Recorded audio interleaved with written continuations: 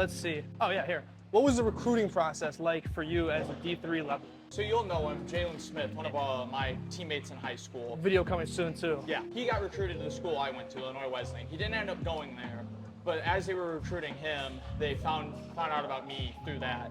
Started recruiting me and then applied, and then it came down to going there or going to a Big Ten school just to go to school. And I was like, you know what? I still want to play football, see if I can get 4 more years out of it, and decided to go.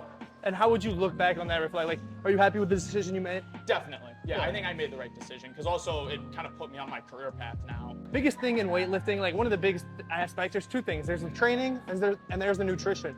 What did playing a college sport teach you about nutrition? I also have an interesting perspective on this because as a kinesiology student, I had to take a couple of nutrition classes. If you don't train, you don't train hard, you don't sleep, you don't like mentally prepare, nutrition probably isn't what's holding you back. Yeah. But for people who have everything else in line, nutrition and like that kind of stuff will be like that X factor. It's the thing that separates the good from the great. Yeah. So nutrition is kind of personal, like what works, like what I eat before a game might not work for somebody else. Yeah. So a lot like I'd have teammates who are like chugging a rain in the locker room before a game, and I'm like, I would throw up the moment we run out there in this heat. Yeah. But for them, that was how they got ready. It worked for them. You know, one thing that people say is like being a student athlete. You know, you're student first, athlete second. Sometimes debatable. You know, what you prioritize. How does that come into play for you? You really have to budget your time. I could have either morning lifts or a morning meeting. Then I'd go to class, had like 2 or 3 classes that day. Then you go out to practice for like 2.5 hours, and then get in. If you need to, you'll go to the trainer. Then you go eat, and then it's 8-ish, 7, 8-ish at that point. That's when school starts. That's when you start doing your homework. Yeah. So you gotta, or you try and find time during the day to either like fit in homework, or if you're dead tired because you were up late, you gotta fit in a nap, that kind of thing. So you really gotta budget your time to make it work. And do you ever end up feeling burnt out or just, you know, like out drained? I don't think there's very many athletes who don't get burnt out. Especially like during the season, can just get brutal because it's just going. Yeah, there's no stop. It's full gas. Like I don't regret it, but I think a lot of athletes would agree that there's definitely at least a little bit of burnout. I'll always remember like morning when we would have spring football, we'd have early morning like 5 a.m. practices on Thursdays, and there'd be a lifting group right after. And so like I remember like sitting in the locker room, one guy's napping on the couch, a bunch of us are just sitting there, one guy's playing his own rap song on the locker room aux. I'm like chugging pre-workout, trying to get ready for this lift. It's like that's the kind of stuff where it's you all kind of bond over that. It's like, you know what that kind of, what you just said reminds me of? It reminds me of that clip of the Florida football team, like when they would have the workouts at midnight and they had like the interview inside. Yeah. That's what I'm kind of like imagining now. Yeah, that's what it turns into. Because if you don't get hype, you're just going to be dead. You're going to hate the workout and you're not even going to. You got to find some way to make it fun. That leads us to a great point. How did the bonds between you and your teammates come together? You know, freshman year you come in, you're all there for the same reason. You're all playing football.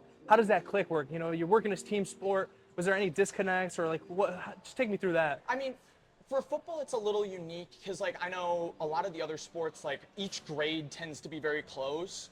Football is unique in the fact that there's like 100+ kids. Yeah. So like my class came in with like 60 kids. Yeah, it's ridiculous. So you're not going to be close with everybody, but like I could go out somewhere and see one of my teammates, even if I wasn't close to him, be like, hey, what's up? Like, how's it going? Like, you all had that like baseline respect for each other. Yeah. And when you spend so much time together, like you're all basically on the same schedule. Especially because for football, we have fall camp, which is really nice as a freshman. You come in before anybody else comes into school. Yeah, and like August. And you're doing camp for like a couple of weeks where all you're doing is football with your teammates. Great way to meet people. Yeah, so you meet your teammates before anybody else gets to campus, which makes the transition a little bit easier, which was really nice. Yeah.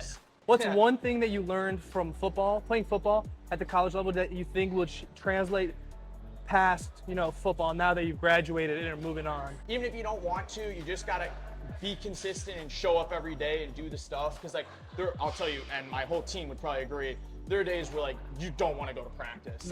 Like we check the forecast and it's rainy or it's cold and it's like I do not want to go out there. Or it's early morning and you have a lift and I have to walk across the cold campus in the off season at like 6 a.m. but it's like you just have to do it. Like there's not an option. You're gonna show up.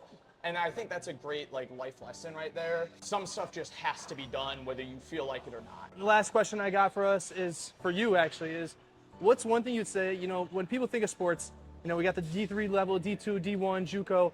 You know, people look at it and they only think of D1 level, you know, like professional, like D1, Big Ten schools. What do you have to say to people that are, you know, trying to play a college sport, but, you know, are considering D3 or like different Lower divisions? divisions. Yeah, like other divisions. I would say, like, I think people get caught up a lot in like, oh, I have to go D1. Or it's not real. Yeah, like, D1 people- or bust. Yeah. Like, and we have a friend, Luke. Yeah. Who he walked Also on. video coming soon? Yeah, another great athlete, walked on at Wake Forest, was a good walk on there, was on the travel team, but like it was just too much.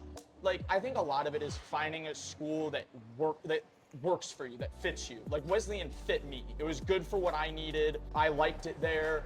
And I don't know if I would have enjoyed it, even if I was good enough, I don't know if I would have enjoyed it as much at a bigger school. It's a lot about just finding a place and also like a coaching System. staff and a system that you can actually enjoy being in. Because if you show up every day and you're like, I want to die, What's the point? Yeah, there's Yeah. no point. You might as well find somewhere, even if it's smaller.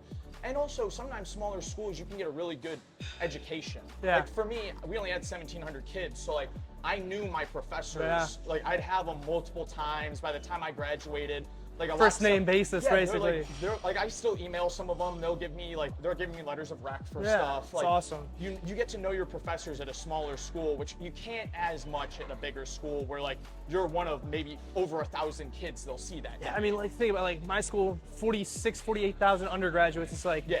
it's impossible for people to remember you, and Yeah. you build that bond. Whereas one of my professors, Dr. Dodd, I loved him.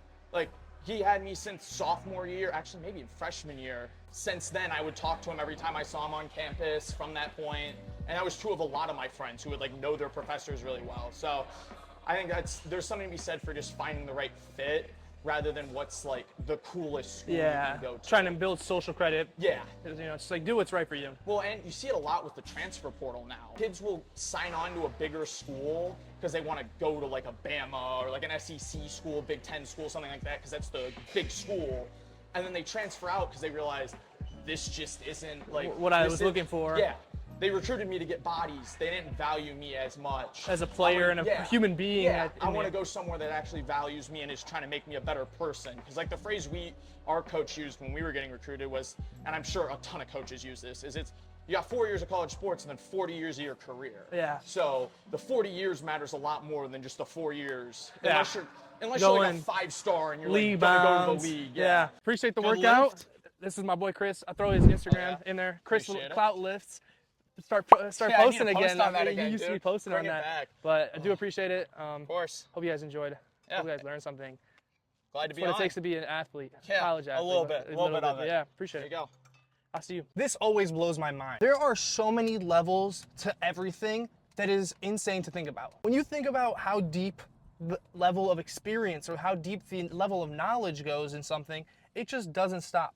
There's always somebody that's better at something. There's always somebody that knows more about something. There's always somebody that's just more involved in something, and it just continues to go on. There will always be somebody that has some more knowledge of that. Think of somebody that works out.